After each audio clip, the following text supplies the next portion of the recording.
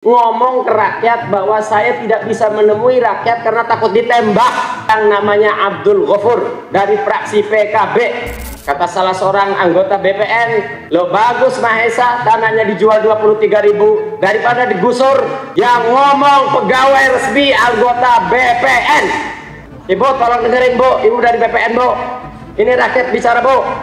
Jadi kalau pemerintah negara tidak mampu menangani satu aguan PIK 2, maka tolong jadikan Banten zona bebas hukum 48 jam biar KB rakyat yang bertindak di Pinang. Sudah sepuh dalam kondisi sakit dengan selang oksigen dipaksa tanda tangan untuk melepaskan haknya, dan ada oknum polisi di situ, ada oknum pengacara di situ. Ini apa? Kemana negara? Sekarang Kang Mahesa, silakan Kang. Bismillahirrahmanirrahim. Singkat saja pimpinan, saya ingin melaporkan temuan di lapangan. Salah seorang anggota DPRD Kabupaten Serang bernama Haji Abdul Ghafur, ketika dalam rapat resmi seperti ini, ketika itu dalam kasus pagar laut, beliau hanya mengecek, meminta keterangan dari pihak desa, dari Kades. Lalu waktu itu saya protes, kenapa tidak minta keterangan dari rakyat? Apa bahasanya pimpinan? Saya takut ditembak. Nggak tahu, yang ngomong itu anggota DPRD.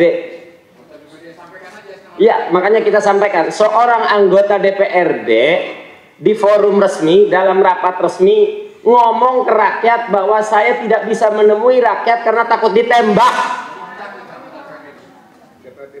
DPRD Kabupaten Serang namanya Abdul Ghafur dari fraksi PKB. Tuh yang pertama. Berarti ada kekuatan besar ini, kita semua punya keyakinan, dan justru malah kadang anggota polisi yang baik malah terjerat dengan seragamnya. Bapak-bapak di sini yang duduk di sini, saya tahu terjerat dengan statusnya. Semua punya kepercayaan dan punya pengetahuan. Tapi justru jabatan menghalangi bapak-bapak di sini untuk bertindak. Kemudian yang kedua, hari ini saya masuk di gedung DPRD ini tidak bisa masuk karena tidak memakai sepatu. DPR RI mah. Tapi aguan menguruk sungai masih bebas sekarang, Bapak pimpinan. Tidak Polri, tidak TNI, tidak Dewan, tidak Menteri. Kenapa di negeri ini tidak ada yang berani sama orang yang namanya aguan? Saya bahkan tidak masuk di gedung milik rakyat hanya karena tidak pakai sepatu. Tapi aguan mengurugi sungai, tanah bengkok. Dan terakhir saya menemukan satu lagi Bapak pimpinan, di BPN ada salah seorang anggota BPN Kabupaten Serang ngomong langsung saat rapat resmi, kata salah seorang anggota BPN, lo bagus Mahesa, tanahnya dijual 23.000 daripada digusur. Yang ngomong pegawai resmi anggota BPN. Ibu tolong dengerin Bu, ibu dari BPN Bu, ini rakyat bicara Bu. Diem baik itu si ibu itu dari BPN. Ya diteruskan aja, diteruskan. Kita semua mendengar kok. Betapa sakit anggota dewannya katanya takut ditembak. Betapa sakitnya kami rakyat Banten. Salah seorang anggota BPN ngomong, oh lebih baik dijual 3.000 daripada digusur. Saya hanya bisa melaporkan itu saja.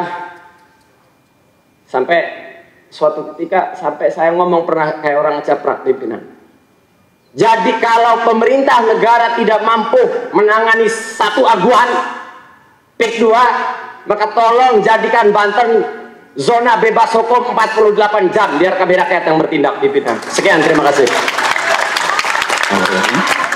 Izin saya Iwan Darmawan, saya tinggal di Kabupaten Tangerang. Jadi lokus ini adalah tempat saya lahir dan dibesarkan, sehingga saya tahu persis apa yang terjadi terkait dengan adanya proyek PSN dan PIK 2. Kami perlu sampaikan bahwa apa yang disampaikan di media-media melalui buzzer-buzzer mereka itu adalah sama sekali bohong besar. Karena kami yang mengalami langsung di tempat. Wallahi ada sawah yang diuruk, yang menggarapnya sama sekali tidak tahu. 1 pekan lagi akan panen, padi sudah kuning, tinggal panen, diuruk secara semena-mena. Wallahi ada sungai yang diuruk sehingga air tidak bisa mengairi sawah dan tambak. Wallahi ada tambak yang diuruk secara semena-mena. Ada tanah wakaf yang diuruk, dijual semena-mena. Dan ini merupakan ekses dari keserakahan para pejabat-pejabat yang ada di Kabupaten Tangerang dan Provinsi Banten, sehingga yang menjadi korban adalah rakyat kecil. Ditambah keserakahan oknum-oknum yang ada di atas. Perlu kami sampaikan bahwa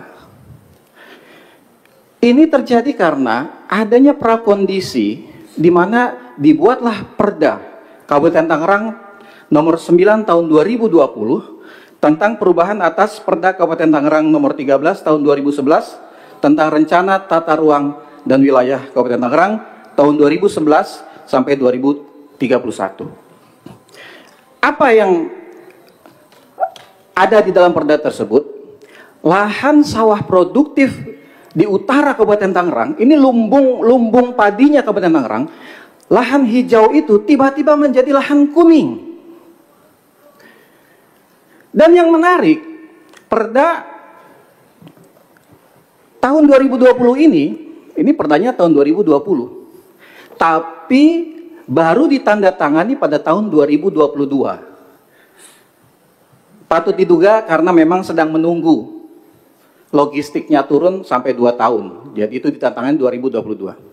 Dan kita baru tahu tentang ini Januari 2025 kemarin setelah ramai. Padahal perda ini jelas bertentangan dengan Perda Provinsi Banten nomor 5 tahun 2014. Tentang apa? Tentang perlindungan lahan pertanian pangan berkelanjutan. Loh kok bisa gitu Perda Kabupaten Tangerang dibuat tapi jelas-jelas bertentangan dengan Perda Provinsi. Apalagi kemudian mereka berdalih dengan adanya Perda nomor 1 tahun 2023 Provinsi Banten ini, sehingga mereka merasa di situ ada kesempatan untuk menggunakan ruang laut, memanfaatkan dan seterusnya itu. Padahal putusan MK nomor 85 tahun 2013 sudah jelas mengatakan bahwa perairan laut tidak boleh dimanfaatkan untuk kepentingan komersial maupun pribadi, apalagi terbit sertifikat di atasnya. Dan ketika sertifikat yang sudah dinyatakan oleh Menteri ATR BPN Nusron Wahid bahwa di situ ada sertifikat itu, kita semua tahu bahwa sertifikat itu akan terbit ketika BPHTB-nya dibayar. Pertanyaan kami, itu bayarnya ke siapa? Apakah ke oknum pejabat Dispenda pada saat itu? Ke pribadi kah atau memang masuk ke kas kabupaten? Dan jumlahnya fantastis.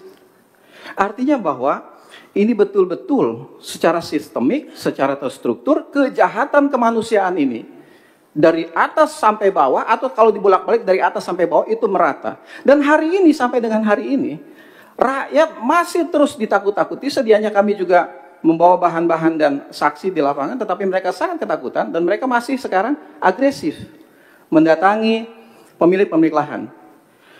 Bayangkan, yang tidak mau menjual dikriminalisasi. Saksinya ada, buktinya ada, orangnya ada. Dan bukan cuma satu, banyak. Kita bisa bayangkan dengan sisi kemanusiaan kita. Pemilik tanah sudah sepuh dalam kondisi sakit dengan selang oksigen dipasang. Dipaksa tanda tangan untuk melepaskan haknya. Dan ada oknum polisi di situ, ada oknum pengacara di situ. Ini apa? Kemana negara? Ini zolim, sezolim-zolimnya. Karena saya mulai paham, mulai mengerti kenapa selama ini pengurukan yang begitu masif, pemagaran yang begitu masif, semua pejabat diam di kabupaten maupun di provinsi Banten. Kenapa? Karena mereka lah yang menangani produk-produk perda ini. Demikian tambahan dari saya.